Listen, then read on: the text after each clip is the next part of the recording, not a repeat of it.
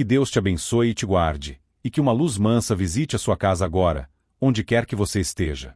Você que chegou até aqui nos segredos de vidas passadas, receba essa bênção como um abraço espiritual, que sua mente encontre clareza, que seu coração encontre paz, e que nada do que é bom em você se perca no barulho do mundo. Porque a mensagem mais importante deste vídeo é simples e forte. 2026 não é uma sentença de fim, é um ponto de escolha. Não existe profecia que anule o livre-arbítrio coletivo. O que existe é um chamado para decidir em que vibração a humanidade vai sustentar o próximo ciclo. E, antes de qualquer alarme, o que essa visão traz é responsabilidade com esperança. Se o seu coração já sentiu que algo grande está no ar, talvez você não esteja imaginando. Talvez você apenas esteja percebendo com mais sensibilidade aquilo que muita gente ainda tenta ignorar. E se você gosta desse tipo de conteúdo, aproveita agora para curtir o vídeo e se inscrever nos Segredos de Vidas Passadas. Isso ajuda o canal a continuar entregando mensagens que acolhem, orientam e fortalecem. Quando você se inscreve, você também faz parte dessa corrente silenciosa de pessoas que escolhem a luz, mesmo quando o mundo parece confuso. Muita gente usa a palavra profecia como se fosse uma condenação, como se alguém estivesse descrevendo um destino inevitável, como se o futuro estivesse trancado num cofre. Mas, dentro da visão espiritual que inspira tantas mensagens atribuídas a Chico Xavier, o que existe não é medo. É aviso amoroso. É a orientação.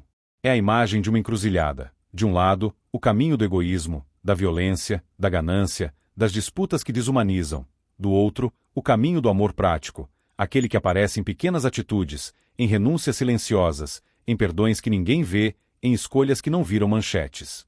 2026, nessa leitura, é um ciclo em que essa encruzilhada fica mais evidente, como se a vida estivesse aumentando o volume das consequências para que ninguém diga que não percebeu. E é por isso que a metáfora do coração faz tanto sentido. Não como um símbolo romântico, mas como um templo interior. A partir do coração, a pessoa decide o que alimenta: o medo ou a confiança, o ressentimento ou a paciência, o julgamento ou a compaixão. Quando muitas pessoas escolhem o medo, a sociedade fica mais dura. Quando muitas escolhem a compaixão, o mundo ganha novas rotas. Você não precisa ser famoso, não precisa ter poder, não precisa estar em algum lugar importante para influenciar a balança. A vibração coletiva é feita de bilhões de pequenas escolhas. Uma casa que se torna um lar de paz influencia uma rua. Uma rua influencia um bairro. Um bairro influencia uma cidade. E o mundo, que parece enorme, começa assim, por contágio de consciência. Eu vou te contar de forma diferente, para que você entenda com o coração e não só com a mente. Imagine alguém simples, uma senhora que acorda cedo, cuida das coisas com dificuldade, mas não abre mão da oração. Não porque ela precisa pedir, mas porque ela precisa alinhar a alma. Ela não tem controle do planeta, mas tem controle do próprio gesto. Ela decide que, naquele dia, não vai espalhar agressividade. Decide que vai responder com calma, mesmo quando for provocada. Decide que vai abençoar em vez de amaldiçoar. E essa pessoa, sem perceber, cria um campo. É como uma lâmpada acesa num cômodo escuro. A luz não grita, mas muda o ambiente. Essa é a primeira grande chave do texto que você me enviou, só que agora com um sentido mais claro. A escolha do caminho é interior, e a escolha interior se transforma em destino coletivo. E quando o texto fala de uma decisão coletiva silenciosa, isso também é muito importante. Porque a maioria das grandes mudanças não chega com anúncio. Elas chegam como uma sensação no ar, um desconforto que obriga a pessoa a rever prioridades, uma sequência de acontecimentos que mostra que antigos modelos não sustentam mais. Muita gente vai chamar isso de caos. Mas, espiritualmente, pode ser entendido como um processo de depuração. E é aqui que precisamos ter muito cuidado para não criar pânico. Depuração não significa punição. Significa reajuste. Significa que aquilo que estava escondido começa a aparecer. Que aquilo que estava sendo empurrado com a barriga começa a cobrar maturidade. E nessa mesma linha vem a segunda grande ideia do seu texto: a natureza como organismo vivo, respondendo ao desequilíbrio. Quando a humanidade vive em desequilíbrio, ela produz desequilíbrio ao redor. E o planeta, que sustenta nossos passos, também responde. Não como vingança, mas como busca de equilíbrio. Não é necessário interpretar cada evento climático como profecia cumprida com medo e superstição. Mas é sensato reconhecer que existe uma pedagogia acontecendo. Quando o ser humano rompe a harmonia, a realidade cobra consciência. Secas, chuvas fora de época, extremos, perdas, tudo isso, além de seus fatores físicos e humanos, também nos chama a uma postura mais respeitosa com a vida. E aqui entra um ponto de expansão. Essa resposta da natureza não é apenas externa. Ela espelha nossa própria natureza interior. Quando estamos em guerra por dentro, a vida por fora também fica turbulenta. Quando cuidamos do mundo interno, fazemos escolhas melhores no mundo externo. E escolhas melhores, repetidas, mudam padrões. Agora, olha como isso se conecta com algo prático. Há pessoas que, tocadas pela dor, fazem dela uma semente. Em vez de se tornarem amargas, tornam-se úteis. Em vez de perderem a fé, aprofundam a fé. Isso é transformação espiritual real. A simbologia da árvore que você trouxe no texto representa exatamente isso: firmeza, doação, continuidade. A árvore não discute com o vento. Ela se fortalece com raízes. Ela dá sombra sem perguntar se merecem. Ela oferece frutos sem exigir aplauso. E quando alguém decide plantar árvores, cuidar de um espaço, proteger uma vida, essa pessoa está dizendo: eu escolho o caminho do amor prático. Isso vale tanto para uma árvore literal quanto para uma árvore simbólica, um gesto de cuidado que gera abrigo para outros. E, antes de seguir para a parte 2, eu quero te ouvir. Na sua percepção, o que mais tem pesado no mundo hoje, o medo ou o amor? Você sente que as pessoas estão mais impacientes, mais agressivas, mais apressadas, ou você tem visto sinais de despertar e compaixão? Escreve nos comentários o que você percebe, porque a sua visão pode ajudar outras pessoas a enxergarem esse momento com mais lucidez. Se essa mensagem fez sentido, compartilhe com alguém que anda com o coração apertado por causa de 2026 e precisa ouvir que o futuro não é uma condenação, é um convite de consciência. Que a paz do alto permaneça sobre você, e que as suas próximas escolhas sejam guiadas por serenidade, não por pressa. Continuando essa nossa caminhada aqui nos Segredos de Vidas Passadas, vamos aprofundar a segunda grande camada da mensagem. Quando a humanidade vibra no desequilíbrio, não é apenas a sociedade que sofre, é como se o próprio planeta reagisse para restaurar a harmonia. E isso não precisa ser lido como castigo. Precisa ser entendido como um chamado.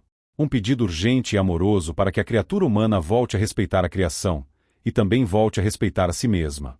O texto que você me enviou diz algo muito forte quando afirma que a Terra é um ser vivo. Mesmo que alguém prefira interpretar isso apenas como metáfora, o significado espiritual é claro. O planeta não é um cenário morto onde fazemos o que queremos sem consequência. Ele é casa, sustento, abrigo, escola, campo de provas e de aprendizado. E, quando os excessos se acumulam, as respostas começam a aparecer. Secas onde antes havia rios, chuvas onde o céu parecia sempre sereno, instabilidades que lembram ao ser humano que ele não controla tudo. Mas aqui entra uma ampliação importante para deixar o conteúdo mais completo e mais responsável. Não é produtivo olhar para cada evento e dizer isso é sinal do fim.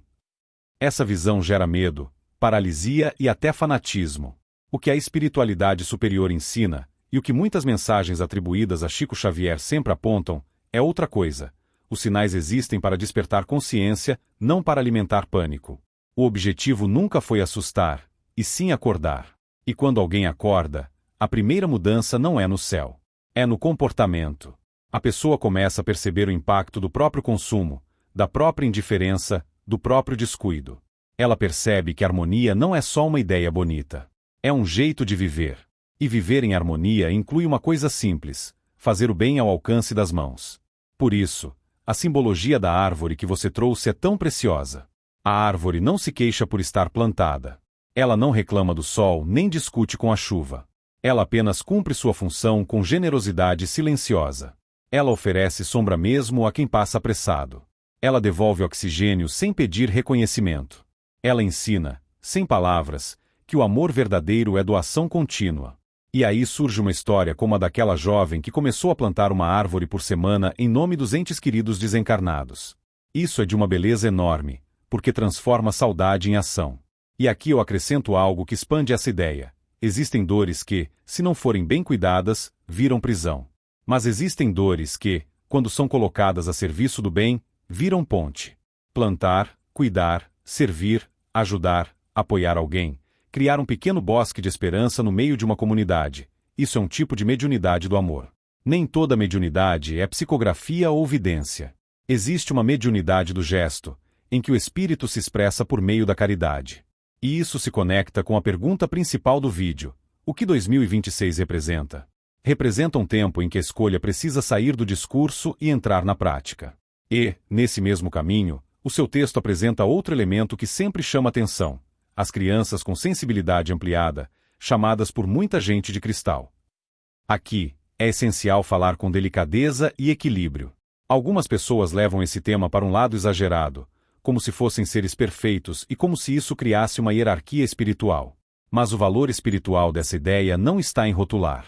Está em perceber um fenômeno real. Há crianças e jovens mais sensíveis, mais empáticos, mais conectados ao sofrimento do outro, com uma intuição forte, e que nos obrigam a rever o que chamávamos de normal. Elas reagem à agressividade com estranheza. Sentem o peso de ambientes tóxicos. Se entristecem com injustiças. E, quando não são compreendidas, podem adoecer emocionalmente, porque vivem como antenas ligadas numa frequência alta demais para um mundo rude. Então o ponto não é dizer meu filho é especial.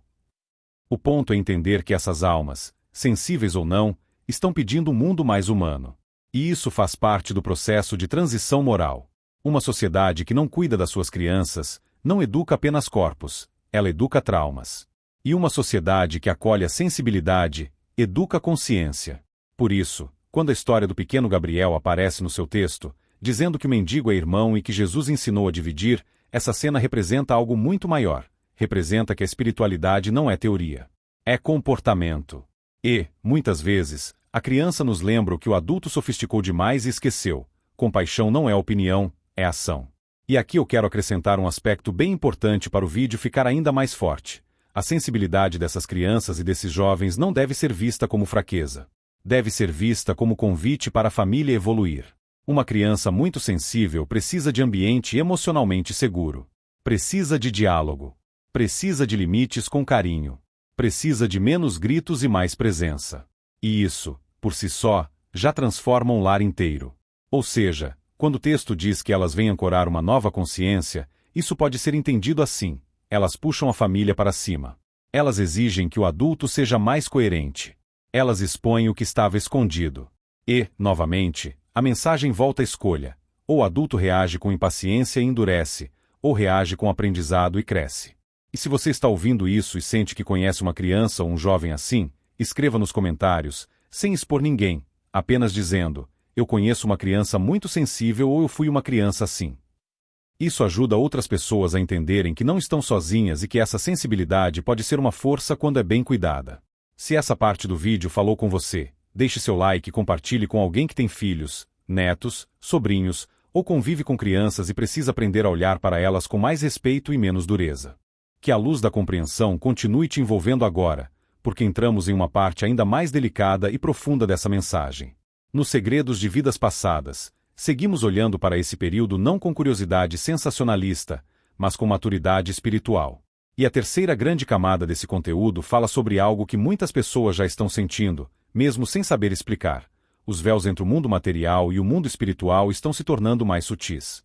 Isso não significa que o invisível vai invadir o visível de forma assustadora. Significa, antes de tudo, que a sensibilidade humana está se ampliando. As pessoas estão percebendo mais, sentindo mais, sonhando mais, intuindo mais. E isso não é sinal de loucura nem de fantasia. É sinal de despertar da alma. Durante muito tempo, a humanidade viveu anestesiada emocionalmente. Correria, excesso de informação, medo constante, distrações infinitas. Agora, muitos estão sendo convidados, pela própria vida, a silenciar. E quando o silêncio acontece, algo se revela. Sonhos mais vívidos, encontros simbólicos durante o sono, pressentimentos que se confirmam, lembranças repentinas de pessoas que já partiram. Para quem vive isso sem orientação, pode parecer confuso. Mas dentro da visão espiritual equilibrada, isso é simplesmente a alma recuperando sua capacidade natural de perceber além dos sentidos físicos. O mundo espiritual nunca esteve distante. O que estava distante era a nossa atenção. Aqui é importante acrescentar algo para evitar interpretações equivocadas. Esse afinamento de percepção não é convite para obsessão, nem para medo, nem para a busca desenfreada de sinais. Pelo contrário, ele pede serenidade, pede equilíbrio emocional, pede ética espiritual. Quanto mais a pessoa limpa emoções como raiva, culpa excessiva, orgulho e ansiedade, mais clara se torna sua percepção. Por isso o símbolo do espelho translúcido é tão poderoso. Um espelho sujo distorce a imagem. Um coração tumultuado também. Não é o mundo espiritual que confunde. Somos nós que, quando emocionalmente desorganizados, interpretamos tudo de forma distorcida. Quando alguém começa a perceber mais, precisa aprender a cuidar melhor de si, dormir melhor, orar ou meditar com simplicidade, evitar alimentar pensamentos destrutivos, ter vigilância emocional. Porque sensibilidade sem equilíbrio vira sofrimento. Sensibilidade com maturidade vira instrumento de luz. A história da mulher que passou a registrar sonhos com a mãe desencarnada ilustra isso com delicadeza. Ela não transformou os sonhos em espetáculo. Ela não se deixou dominar pelo medo nem pela dependência emocional. Ela observou, anotou, refletiu e percebeu que havia orientação amorosa ali. E, mais importante ainda, ela continuou vivendo, trabalhando, decidindo, amadurecendo. Esse é o ponto-chave. A espiritualidade não substitui a vida. Ela ilumina a vida. E aqui entra um ensinamento que precisa ser dito com clareza. A morte não rompe vínculos de amor. Ela apenas muda a forma de comunicação. Mas isso não significa que devemos viver esperando sinais o tempo todo. Significa que podemos confiar que o amor continua, mesmo quando não percebemos nada. Muitas vezes, o maior sinal é a força que aparece quando achávamos que não teríamos mais. É a paz que surge sem explicação lógica. É a intuição que protege. É o consolo que chega silencioso. Tudo isso faz parte desse afinamento espiritual que tende a se intensificar nos próximos anos. Mas atenção, nem toda percepção é espiritual. Nem todo sonho é mensagem. Nem toda sensação é sinal. Discernimento é fundamental. E discernimento nasce da calma, não da excitação. Por isso, quando o texto diz que o plano espiritual deseja se comunicar, isso deve ser entendido assim. A espiritualidade superior deseja inspirar, orientar, consolar. Nunca confundir, nunca ameaçar, nunca gerar pânico. Se algo gera medo intenso, desespero ou sensação de perda de controle, isso não vem da luz. A luz tranquiliza, mesmo quando alerta. E agora, um ponto muito importante para quem acompanha esse tipo de conteúdo. Muitas pessoas assistem aos vídeos, refletem, se emocionam, mas ainda não estão inscritas no canal. Vale a pena agora verificar se você já está inscrito nos Segredos de Vidas Passadas. Se ainda não estiver, se inscreva e ative as notificações. Assim, sempre que um novo vídeo for publicado, você será avisado e poderá continuar esse caminho de reflexão com constância, sem depender do acaso. Antes de seguir para a próxima parte, eu quero te perguntar algo simples, mas profundo. Você já teve algum sonho, intuição ou sensação que te marcou muito e que depois fez sentido? Se sentir vontade, escreva nos comentários de forma respeitosa e serena. Seu relato pode ajudar outras pessoas a entenderem que não estão sozinhas nesse processo de despertar. Se essa mensagem te trouxe calma, compartilhe com alguém que anda assustado com tudo que tem ouvido sobre o futuro e precisa de equilíbrio, não de medo. Que a serenidade continue te acompanhando, porque agora entramos em uma parte que fala muito do presente e do futuro imediato, sem fantasia e sem medo. Nos Segredos de Vidas Passadas, essa reflexão ganha ainda mais sentido quando entendemos que um dos grandes instrumentos desse novo tempo não será algo distante ou místico, mas algo que já está nas nossas mãos todos os dias: a tecnologia. Durante muito tempo, muitas pessoas associaram o avanço tecnológico à frieza, ao afastamento entre os seres humanos, à perda de valores. E isso, em parte, aconteceu. Mas a visão espiritual mais ampla sempre mostrou que nenhuma ferramenta é boa ou má por si mesma. Tudo depende da intenção que alimenta o uso. E é exatamente aqui que o texto se aprofunda quando fala da tecnologia como instrumento da luz. A espiritualidade superior nunca esteve desconectada do progresso humano. Pelo contrário, ela inspira descobertas, orienta avanços e, silenciosamente, sopra ideias no coração de pessoas comuns que se tornam pontes para algo maior. Em ciclos como o que se aproxima, a tecnologia deixa de ser apenas distração ou comércio e passa a ser também canal de consolo, esclarecimento e união. Mensagens de paz atravessando continentes em segundos. Orações coletivas unindo pessoas que nunca se viram pessoalmente. Meditações sincronizadas criando campos de equilíbrio emocional. Tudo isso não é teoria. Já está acontecendo. E tende a se intensificar. O símbolo da luz elétrica que aparece no seu texto é extremamente feliz. A luz não escolhe o que ilumina. Ela apenas revela. Mas, se a fonte for mal utilizada, pode cegar em vez de clarear. Um celular pode ser instrumento de alienação ou de acolhimento. Uma rede social pode espalhar ódio ou espalhar esperança. Um vídeo pode gerar ansiedade ou pode gerar consolo. A diferença não está na ferramenta. Está na consciência de quem usa. E é exatamente por isso que esse período pede maturidade espiritual, não rejeição do mundo moderno. Quando a história da senhora viúva que cria um canal para ler mensagens espíritas aparece, ela simboliza algo muito maior do que parece. Ela representa milhares de pessoas que, mesmo com pouco alcance, pouca estrutura ou pouca técnica, escolhem usar a própria voz para aliviar a solidão de alguém. Isso é caridade em versão contemporânea. Isso é amor atualizado.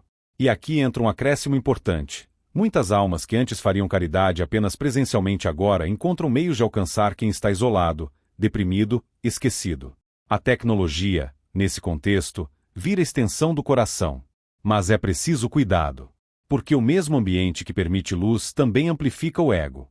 Likes, números, comparação, vaidade espiritual. E esse é um dos testes desse tempo. Não basta falar de luz. É preciso vibrar luz. Não basta repetir mensagens bonitas. É preciso viver coerência. Por isso, a espiritualidade insiste tanto na vigilância emocional. Quem usa ferramentas modernas sem cuidar do próprio interior pode acabar servindo ao próprio orgulho sem perceber. Quem cuida do interior transforma qualquer ferramenta simples em instrumento do bem. E aqui chegamos a uma das partes mais sensíveis do seu texto: o que acontece com as nações que resistem à luz. Esse ponto precisa ser tratado com muito equilíbrio para não gerar medo nem discurso de condenação. Quando se diz que países enfrentarão crises econômicas, morais e sociais, isso não é novidade histórica. Civilizações sempre passaram por ciclos de ascensão e queda. A diferença agora é que tudo acontece mais rápido e de forma mais visível. As estruturas que não se sustentam mais começam a ruir. Sistemas baseados apenas em exploração, mentira e desigualdade começam a mostrar rachaduras. Isso não é castigo divino. É consequência natural de escolhas coletivas. A metáfora do rio turvo é perfeita. Para que a água volte a ficar clara, ela precisa se mover, agitar, carregar impurezas. O processo é desconfortável, mas necessário. E aqui vem uma ampliação importante. Quando uma nação passa por turbulência, o indivíduo não está condenado junto com ela. Pelo contrário, é nesse momento que indivíduos conscientes se tornam pontos de equilíbrio. Uma pessoa em paz em meio ao caos vale mais do que 1000 discursos inflamados. Orar pela própria terra, agir com ética no próprio espaço, recusar-se a alimentar ódio e violência já é um serviço espiritual enorme. E quando antigas estruturas caem, novas consciências emergem. Líderes mais humanos, leis mais justas, movimentos mais compassivos. Isso não acontece da noite para o dia. Atravessa dor, confusão, resistência. Mas a história humana mostra que nenhum colapso acontece sem que algo novo esteja tentando nascer. A espiritualidade não abandona a humanidade nesses momentos. Ela se aproxima ainda mais. Inspira cientistas, toca líderes, desperta pessoas comuns para missões silenciosas. E aqui entra outro acréscimo importante. Muitas dessas pessoas jamais se identificarão como espirituais. Elas apenas sentirão um impulso interno de fazer o que é correto. E isso já basta. Se você observa o cenário do mundo hoje e sente preocupação, eu te convido a fazer algo diferente. Em vez de alimentar medo, escolha ser equilíbrio. Em vez de discutir ódio, pratique compreensão. Em vez de se desesperar com notícias, fortaleça sua vida interior. Escreva nos comentários de que forma você acredita que pode ser um ponto de luz no lugar onde vive, mesmo que pareça pequeno. Compartilhe esse vídeo com alguém que anda angustiado com o futuro e precisa lembrar que crise não é o fim, é passagem. E, se essa reflexão te ajudou, deixe seu like para que ela alcance mais pessoas que estão precisando de clareza. Que a esperança continue firme dentro de você, porque agora entramos em uma parte profundamente consoladora dessa mensagem. Nos segredos de vidas passadas, este é um ponto essencial. Mesmo nos períodos mais delicados da história humana, a espiritualidade superior nunca se ausenta. Pelo contrário, é justamente quando a humanidade atravessa provas mais intensas que os auxílios mais elevados se aproximam. E isso não acontece de forma espetacular, visível ou ruidosa. Acontece de maneira silenciosa, discreta e profundamente amorosa. O texto que você enviou fala da presença de espíritos mais elevados, vindos de outras esferas, auxiliando o progresso da humanidade. É importante ampliar essa ideia com equilíbrio, para que ela seja compreendida sem fantasia ou medo. Esses espíritos não vêm salvar o mundo de fora para dentro, nem substituir o esforço humano. Eles vêm inspirar, vêm fortalecer, vêm sustentar emocionalmente aqueles que já estão dispostos a fazer o bem. São consciências mais amadurecidas que se aproximam para cooperar com o despertar coletivo, respeitando sempre o livre-arbítrio. Esses guias não carregam rótulos religiosos. Eles não pertencem a um credo específico, não defendem bandeiras humanas, não se apresentam com nomes famosos. Eles atuam como sopros de lucidez em meio à confusão. Inspiram cientistas a buscar soluções éticas. Tocam o coração de líderes para decisões mais humanas. Fortalecem pessoas comuns que, de repente, sentem um chamado interior para ajudar, acolher, orientar ou simplesmente não se deixar contaminar pelo ódio. Esse é um ponto muito importante. A maior parte do trabalho espiritual acontece longe dos holofotes. O símbolo do foco de luz no escuro representa exatamente isso. Não é preciso iluminar tudo. Basta clarear o espaço imediato. Um pequeno foco de luz muda completamente a percepção de um ambiente. Uma pessoa em equilíbrio muda a vibração de uma família inteira. Uma família consciente muda uma comunidade. E assim, silenciosamente, a transformação acontece. É por isso que o texto afirma que esses guias aguardam nossa permissão vibracional. Isso não significa invocação ou ritual. Significa sintonia. Quanto mais uma pessoa escolhe agir com amor, ética e serenidade, mais ela se torna campo fértil para inspirações elevadas. A história do médium que, durante uma prece, ouviu uma voz doce dizendo "não temas" é profundamente simbólica. Porque essa frase resume toda a postura da espiritualidade diante desse ciclo. Não temas.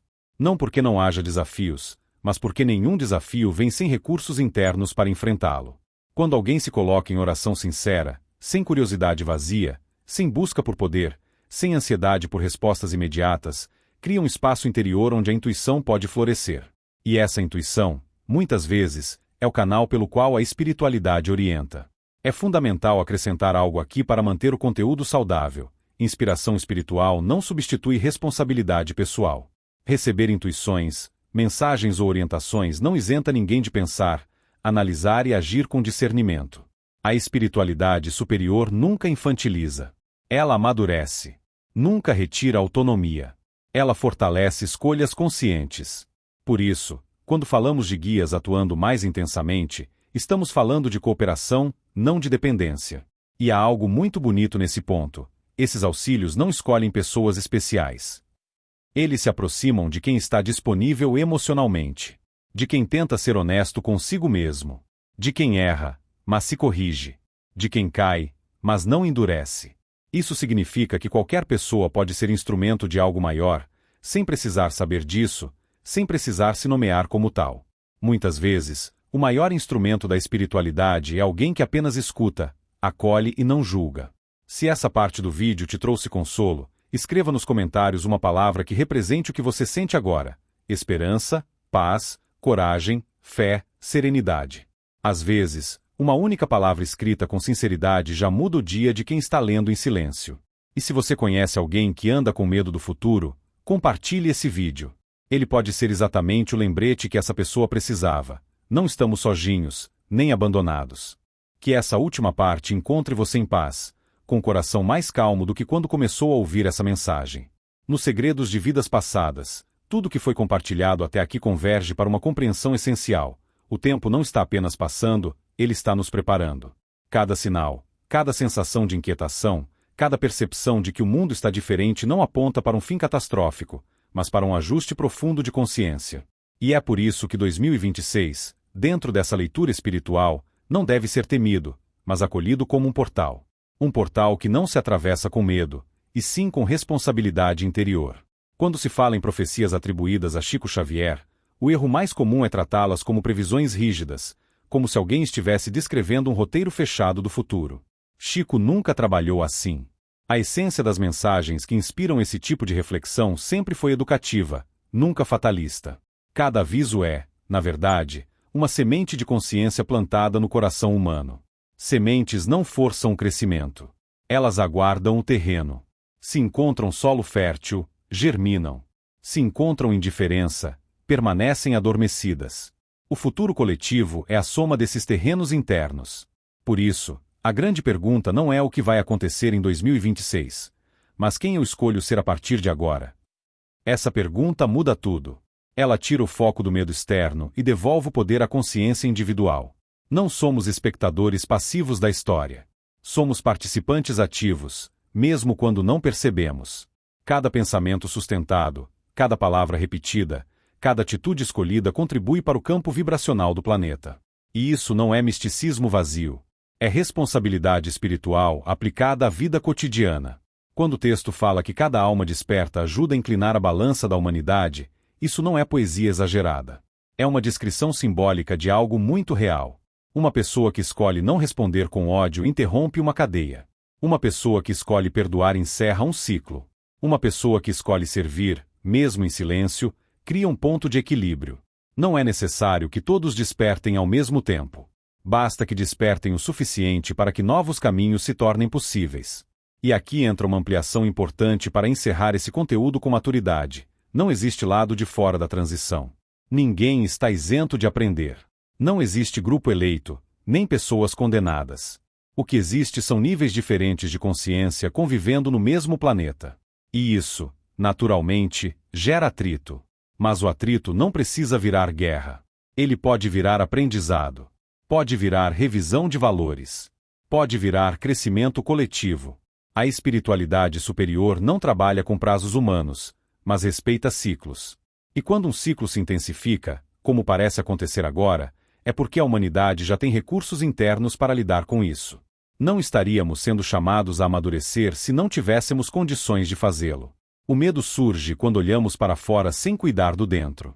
A serenidade surge quando fortalecemos o interior e confiamos que o bem, mesmo silencioso, continua ativo. Por isso, que 2026 não seja visto como o início do fim, mas como o início de uma definição. Definição de valores. Definição de posturas. Definição de prioridades. Um tempo em que ficar neutro se torna mais difícil, porque a vida começa a pedir posicionamento ético e emocional. Não um posicionamento de ataque, mas de coerência.